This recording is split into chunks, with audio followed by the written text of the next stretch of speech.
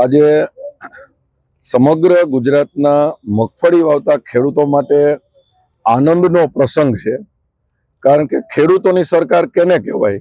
આજ હું ગોંડલ માર્કેટિંગ યાર્ડના ચેરમેન તરીકે અને ખેડૂતોના પ્રતિનિધિ રૂપે રાજ્ય સરકારનો માનનીય મુખ્યમંત્રીશ્રીનો તેમજ કૃષિ મંત્રી શ્રી રાઘવજીભાઈ પટેલનો આભાર માનું છું કે આ વાતાવરણની વચ્ચે જ્યારે મગફળીના ભાવ ઓછા હતા ત્યારે ગુજરાતના ઇતિહાસમાં પહેલી વાર ભારતીય જનતા પાર્ટીની સરકારે જે નિર્ણય લીધો ખેડૂતો માટે કે 2 વર્ષ પહેલા 1050 જેવો મગફળીનો ભાવ હતો, આજે જ્યારે બજારમાં મગફળીની ભાવ ઓછા છે ત્યારે ખેડૂતોના હિત માટે નિર્ણય લઈ અને રાજ્ય સરકારે ખેડૂતો માટે 1 મણના ભાવ 1356 ભાવથી ખેડૂતની મગફળી ખરીદવાનું આજે કેન્દ્રનું ઓપનિંગ થયું છે।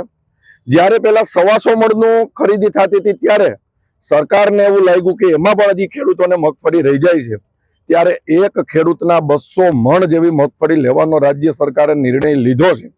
ત્યારે મને ખેડૂતના પ્રતિનિધિ રૂપે ખૂબ ખૂબ આજ આનંદ થાય છે અને અમે હજી પણ એક સરકારને રજૂઆત કરશું કે આ વર્ષે મગફળી પલળેલી છે, તો આમ તેમ હોય તો પણ ખેડૂતોની મગફળી જોખાઈ જાય, કારણ કે ખેડૂત છે એ આપણો ભગવાન કહેવાય અને સરકારે જ્યારે આવડો નિર્ણય લીધો હોય ત્યારે આવા કેન્દ્ર સરકારના હાલતા હોય ત્યાંથી આપણા ભગવાન રાજી થતા જાય, એ જ રાજ્ય સરકારની અપેક્ષા હોય છે।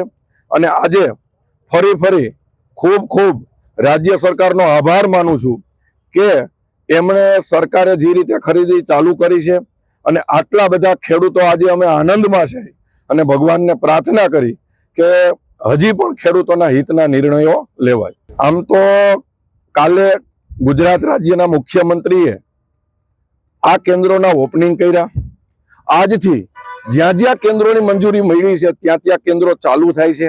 આજે ટ્રાયલ રૂપે સ્ટાર્ટ કરવા માટે બધી અગવડતા સગવડતા, મજૂરની વ્યવસ્થા, માણસોની વ્યવસ્થા, ખેડૂતને સમજણ આવે એના માટે 11 વાહન બોલાવવામાં આવ્યા છે।